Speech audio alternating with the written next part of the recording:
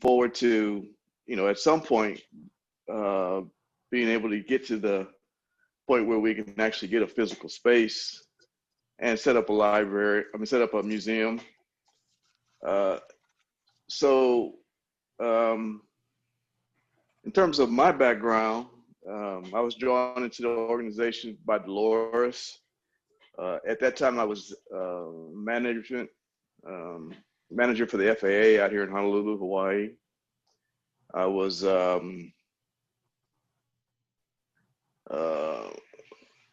downtown in the federal building. I managed the Office of Engineers and Inspectors. And basically, our role in FAA was quality assurance. We worked with the airports on making sure that everything that was built on airports were built to standards. And we certified that construction after it was completed. So I worked not only in Hawaiian Islands, but Micronesia, Marianas, and Samoa as well. And as we rotated through those islands, we got to know the communities out there pretty well, particularly in regards to the folks that were affiliated in any way with the airport or with transportation. So I've since been retired. I retired when Obama left the federal government, so I'm 4 years retired now. I have been out to the region a number of times since I retired in terms of travel before the virus broke out and everything kind of got locked down. But I always enjoyed being out there when I was working, and I've certainly enjoyed going back out there since then. I'm very interested in what goes on out there and contributing in any way that I can. And I guess it's, being a part of this organization is kind of a segue to that. We had thought at some point, we'd be able to chronicle history. What I found in regards to Micronesia, Marianas, is there's a lot of Black history out there as well, intertwined in those cultures. And certainly as a group that supports diversity, we were looking to, have a means at some point to kind of reach out a little bit more formally to those communities. So with that, that's kind of my background. I guess my skill set is civil engineering, and I'm really hopeful once we get a physical place that I could really then make more significant contributions to the organization in terms of setting up the space, whatever needs to be done in terms of design, laying it out, getting it constructed, dealing with the city and county on permitting, or whatever is required to, make it, develop it so that it can be the museum that I think we all envision. So with that, I think that's a little bit of my background, and hopefully that kind of fills you in as to who I am and what contribution I'm looking to make to the organization and to the community. Great. Definitely, like I said, a unique insight with the Micronesian community. Dolores, do you want to go ahead and take the mantle? Yes, it's nice to see you again, Russell. And we go all the way back to Dr. John Hope Franklin, where we really did work together more closely and so forth.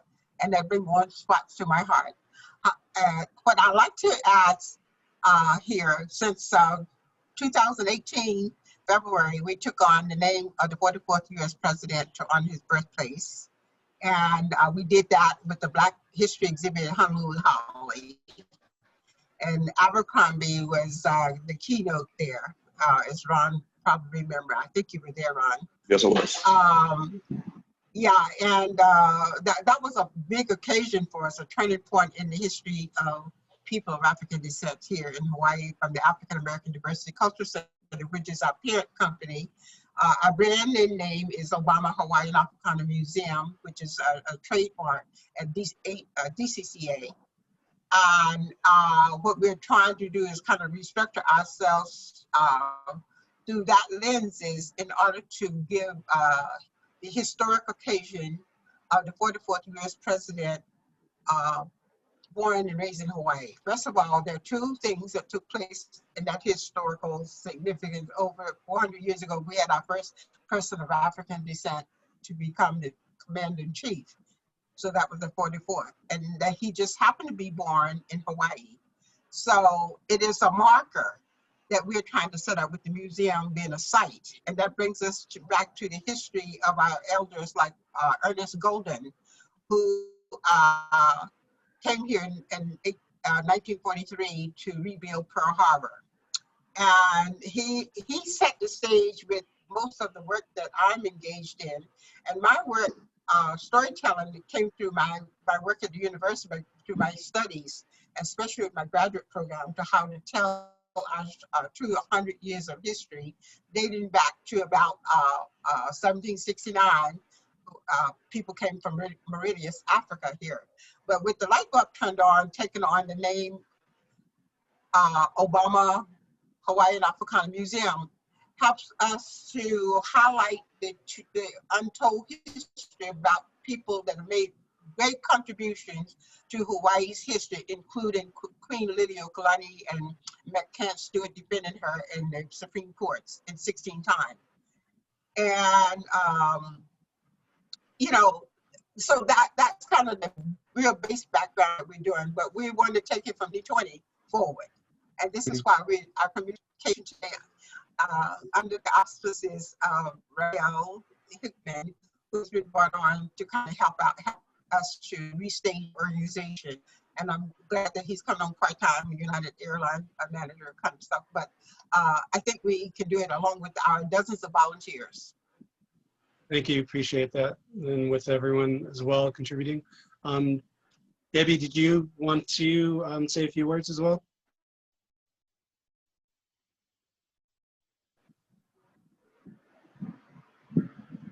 Yes, thank you. Aloha, everyone. I appreciate you taking this on, Raphael. I'm coming on board as a financial officer and also helping out with the Obama birthday walk.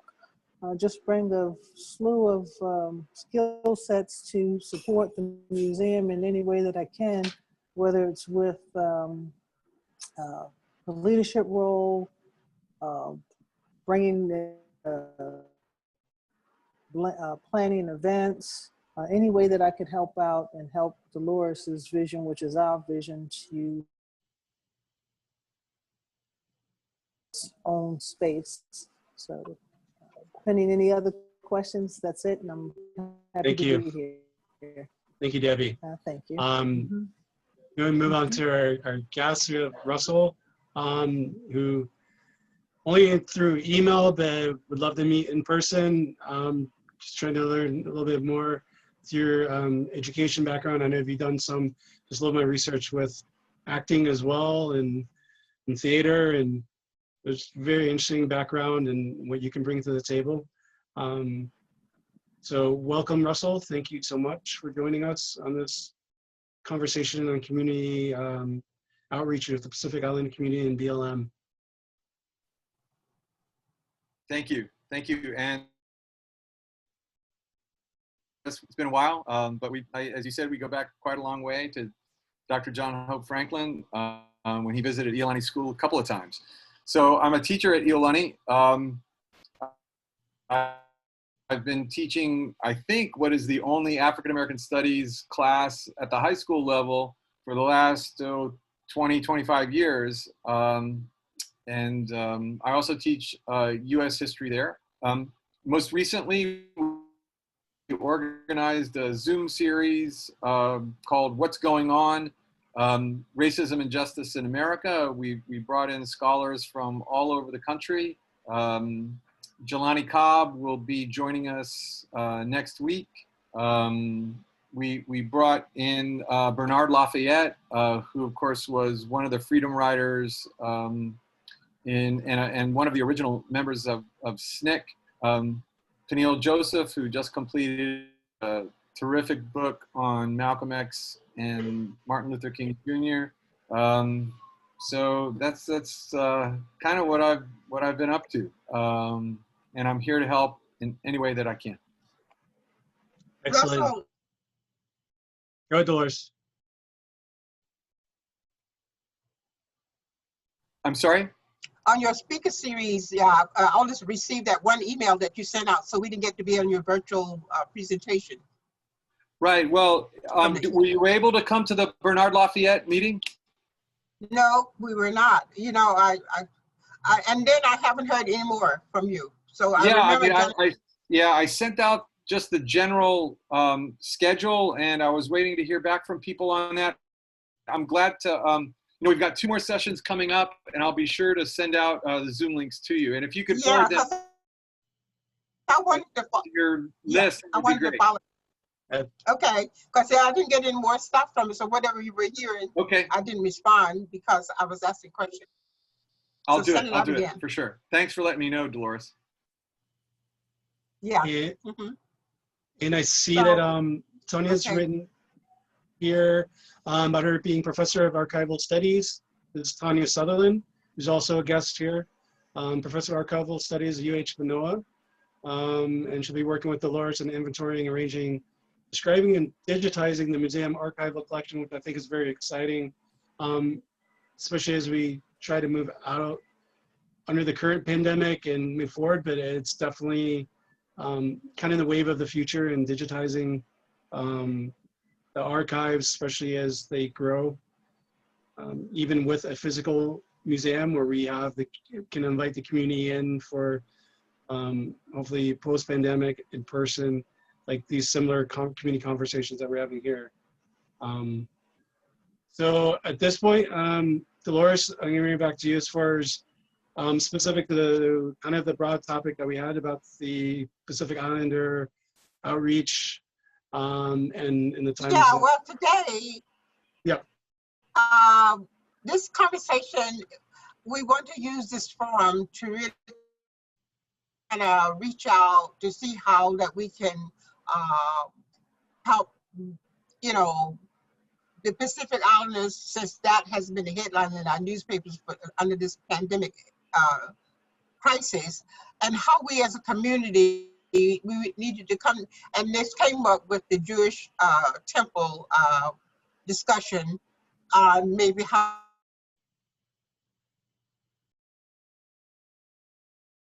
the people receive their benefits and things like that they need right now. They're hurting a lot. And we, as a community, we need to talk about ways in which maybe we can do it.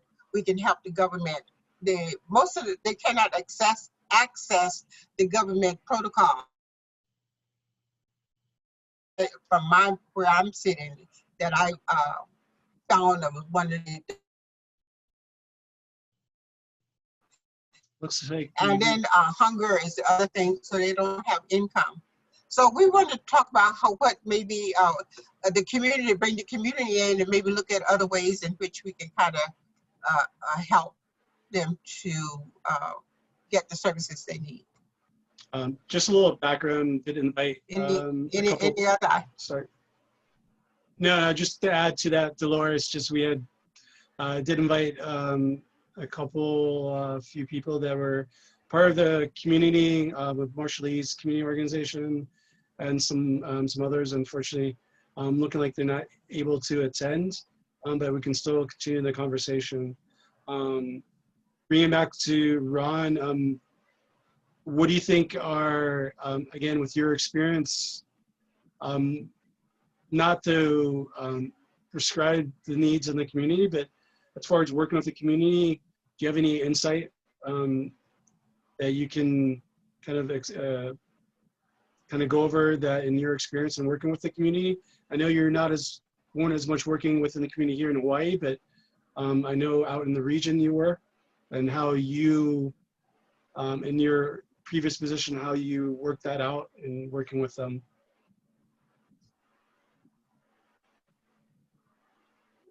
In my previous position, I always went like an extra mile for the particular jurisdiction. We had oversight over 30 commercial service airports. And about 6 of those airports were in Micronesia. And Micronesia was the greatest challenge and the greatest reward. because those airports had, and those communities had the least amount of resources.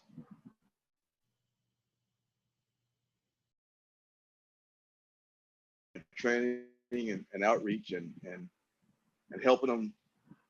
They actually outperformed the states and territories in terms of our program.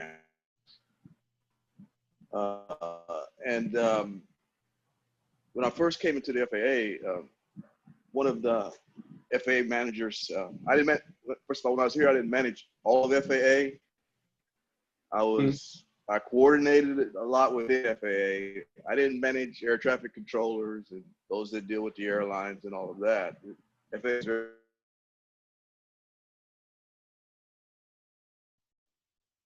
that I was in the federal building across from the Department of Transportation. I was the coordinator with the congressional offices.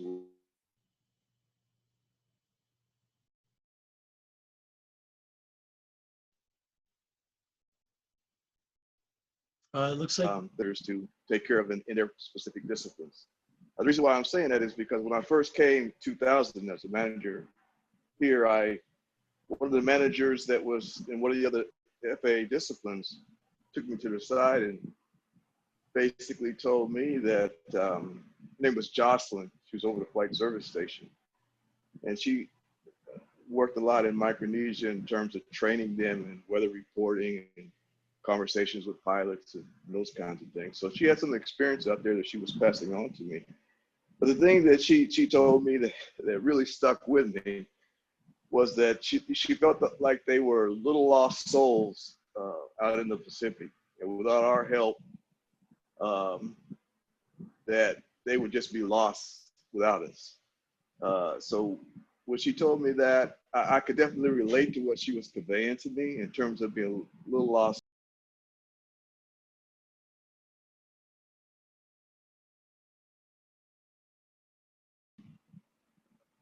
I have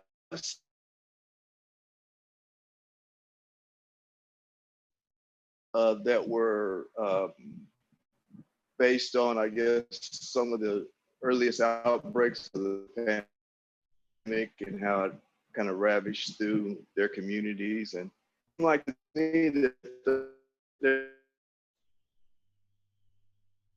some efforts to get that addressed. There's multilingual issues because all of those communities all have different languages.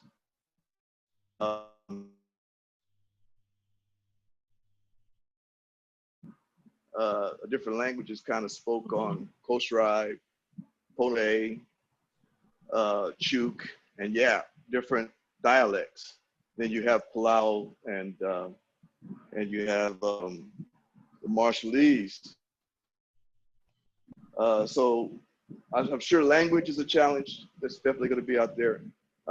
But in terms of networking, it might be beneficial for our organization to contact maybe one of the organizations that were involved in bringing the communities together recently for this.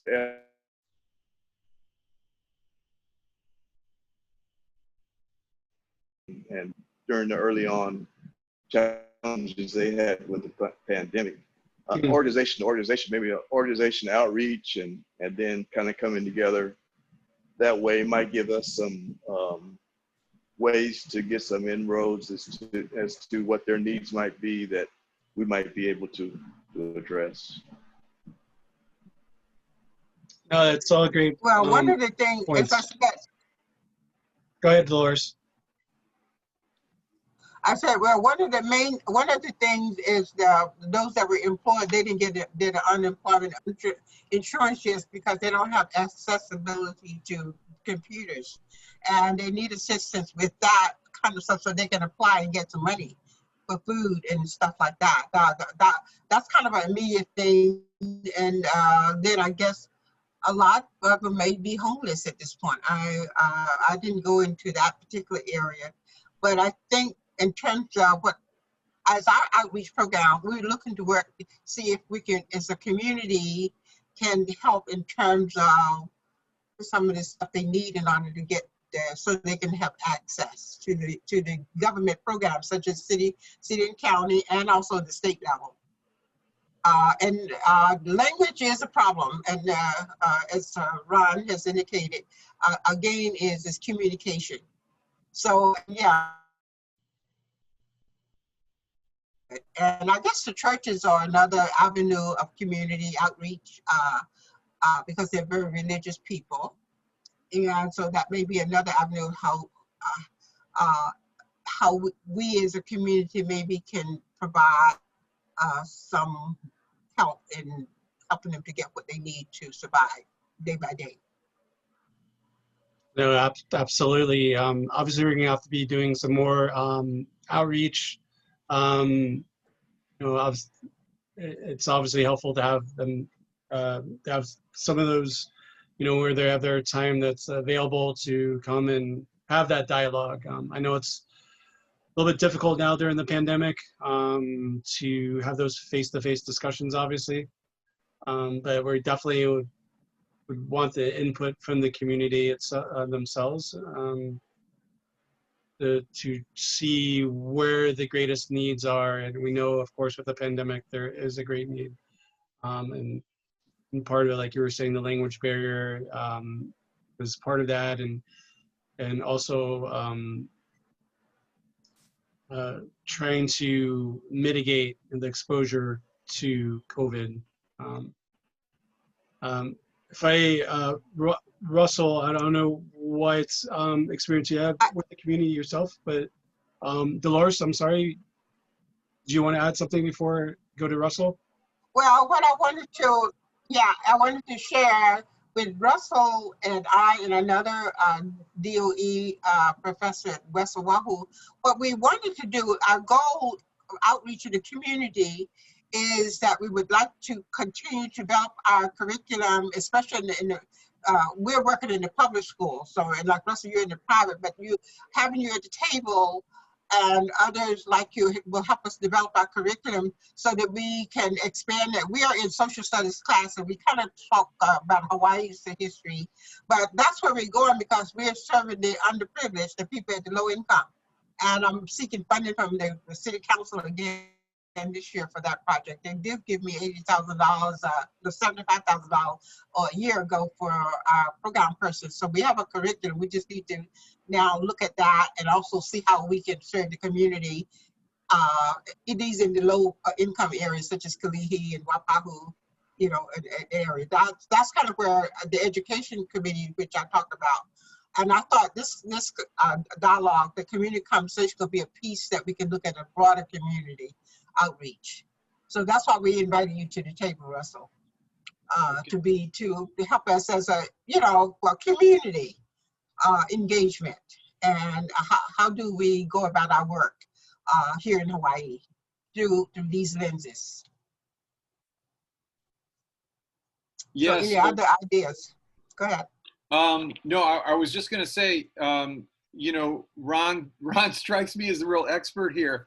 And I feel a little bit a fish out of water when we're talking about, our Micronesian friends and neighbors. And all I can do is just echo what you and Ron have said, and that there are a lot of cultural challenges in reaching the community, a lot of logistical challenges too. Dolores, you mentioned right. The lack of infrastructure, the technical infrastructure. So, any way that I can help, I'm glad to do it. On the issue of history, I know that there is a long overlooked history of Black people in the Pacific beyond Hawaii, and I'm glad to help in that regard in any way that I possibly can. Good. Because Dr. Tilbury at the NOAA, he reached out to me about 10 years ago in terms of our cultural history throughout the Pacific. And he came saying that we need to kind of see if we can bring it in so that we can outreach to help, in whatever ways we need to kind of build a community and a diverse community. And we started with Hawaii because this is where we have most of our resources. It's very hard to do in that island. The islands are going underwater pretty fast.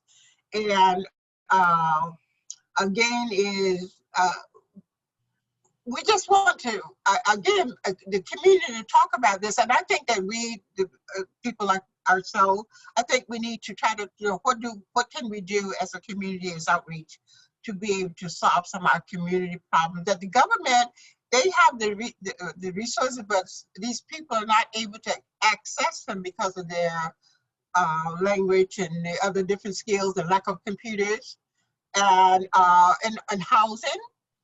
So it is a larger narrative, but I think we'll be able to provide whatever it is, and if the community come in and kind of give them some additional ideas. That's where we come in with our community outreach. And we thought, well, since we're looking at diversity, this is part of our paradigm, even though we're a history museum. And we're looking at 200 years of history in just Hawaii. But again, is our history spreads throughout the World War II in the Pacific, including the islands out there. So it's a larger narrative, but we just need a window to be able to start how we can get involved with these communities and let them know that we're here to help. And so this is one of these conversations that we hope to carry on for that reason. Any other comments? Yeah, I'm seeing Tanya in the chat section, which I totally agree with. I think it's really important in any community engagement that work to allow the community to lead. Like I said, I mentioned before, and she was asking if they've done some listening sessions within the community members to identify the most pressing needs. So this was kind of going to be the kind of that first conversation in that, as far as, like I said, invited some community members. Unfortunately, they were not able to make it today, but we'll continue the outreach when it comes to that. Because like I said, we're not here to prescribe. We definitely, when it comes to community leading the way, we also want youth engagement in that. And it's one of the things that we'll be pushing for as well, because we want them to be involved in that process. And I think also the language barrier as well, a lot of the youth may have in a better position as far as with the language barrier, and be able to be kind of the conduit or the bridge between the older generation and the younger generation. Lois? I can add to that, Raphael. Tony said she's just listening today. We want you to know, Russell and Tony, who's listening in, is that although we mentioned the Pacific Islanders, but it includes the Native Hawaiians and the other people who are in the areas of low income, and we need to kind of look at all of them. And through the educational lenses and the homes is how we reach them, because they're not necessarily to the private schools, but in the public schools they are. And the University Social Services Organization in 2003, 2004, we had a year-long dialogue. We're talking about these communities and how to help them. And we met at Waipahu High School. And I think there were half a dozen different units in the University of Hawaii that were at the table, plus a lot of community organizations at the table, including ourselves, who just began our work. And that's where we learn how to navigate and work with the outreach, with collaboration, and kind of see how that we can be part of what goes on at the government level, because the government has a structure, and we have to see how we can make that easy to access for people who are not able to do so and have the skill set. So that's kind of where we come in, and that doesn't mean just because they're not university student or they are not in private schools, Russell, that they're not part of the residents of Hawaii. And it's all our responsibilities to help each other. and to kind of find ways. And I thought under the pandemic, 2020 has set a new paradigm for us. This is so we decided to have a community conversation to talk about it. So it just brings it to the table whereby we're not necessarily in your ballpark, but we're not here in cauterizing, we're here for community collaboration. And I think all of you will pay tax how we can help our system, our government system set up to be able to provide with those who are not able to, do it themselves.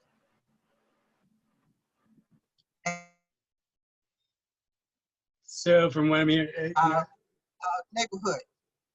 absolutely, Dolores. If anybody else wants to go ahead and bring your input, any further input, please go ahead but it looks like we're all on the same page and looking, how to go about this. And again, I appreciate everyone's coming together and offering your help in this endeavor. So thank you very much. But again, go ahead and open the floor if anyone wants to add any additional comments and reaching out to the community.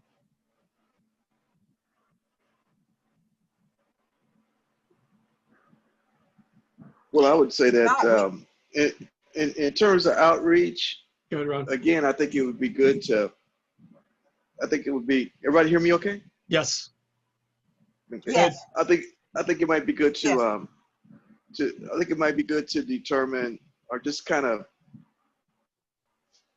determine, who all was involved with the effort, pulling the 3 Micronesian communities together during this pandemic, and maybe connect with that organization or with that structure. And I agree with the fact that in terms of outreach, we're really looking to kind of understand their challenges and see where we might fit in. So that might be the first step, if we could, do this forum, this monthly telcon, begin to start having some of that representation on board. Yes. Then that might help in regards to getting our foot in the door. And working with the Micronesians, one thing I learned was that there's relationship is the key, most important, trust and all of that. So I would think in terms of what we stand for as an organization, what our objectives are. Certainly, I think in outreaching to them and expressing, just a true this desire to assist where we can would be a good gesture, and then let's take it from there. Yes. Sounds good, Ron. Great Thank you. idea. Dolores, you have anything else to add? Well, I think that's it. And that one, before our next session, Raphael. Yes.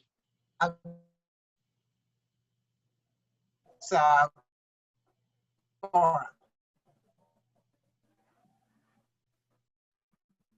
Just the idea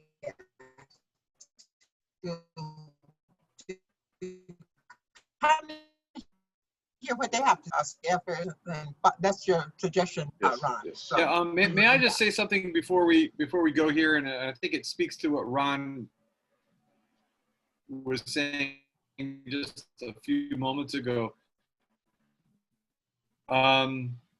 We had one of our cooks pass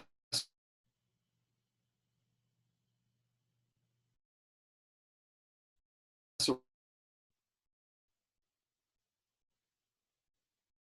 And because he didn't have insurance, he didn't want to report the accident to the police. And as a result, he died of internal injuries. By the time they got him to the hospital, it was too late.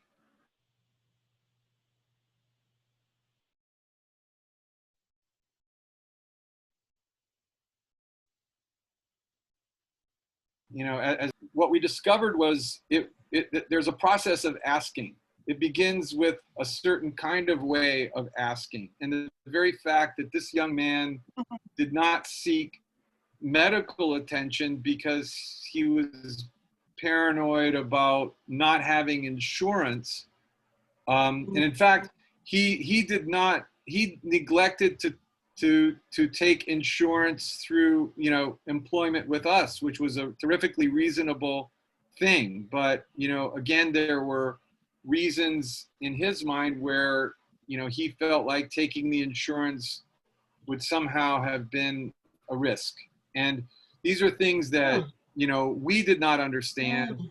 But as we reached out to members of the community, you know, we began to understand that that people make their choices in ways that go beyond our experience, but reflect their own cultural, you know, experiences. So, you know, again, you know, I think Ron probably knows this better than anyone on this panel, that, you know, the extended hand is a great gesture, but how you extend that hand, I think at the very beginning is really important. And again, I'm speaking as somebody who's, you know, my only experience was with this one person, and, you know, but that was what I learned. Yes. How powerful is that? That's powerful. And a window that we're talking about. I'm so glad you shared that, Russell. Really, that's powerful. Absolutely. And how many other cases like that? We don't know. So again, how we extend our hand. It's a good point.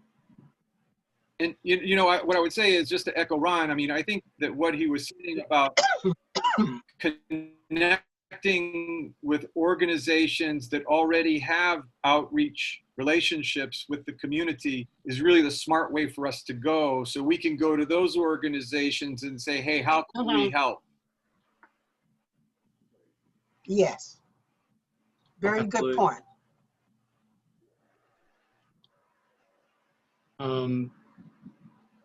There's also a good, I'm just, that's all great input from everyone. I was just looking up, there's a Hawaii Pacific Health webinar that kind of goes over the community as far as during the pandemic. Really good information I can forward to everyone. It's on YouTube. I can, so you guys can take a look at it.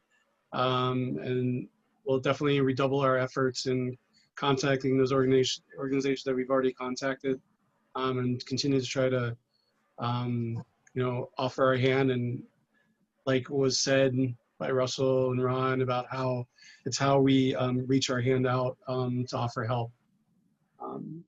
So thank you again. I actually want to close. Dolores, do you want to? Is on the phone.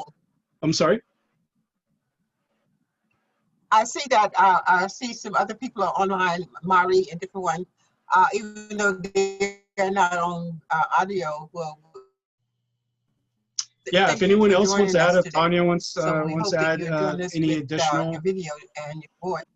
or Debbie, if anyone wants, we still have still have a few more minutes. Tony, and there's 6 people on right now. We have 9 comments in chat room. Can you see those, Raphael? Yes, that's what I've been. Mari is on. Since Tanya doesn't have audio. But again, thank you. So Dolores, do you want to close? In the chat room, can you see your chat room? Yes. Do you want to close this out, Dolores, or do you?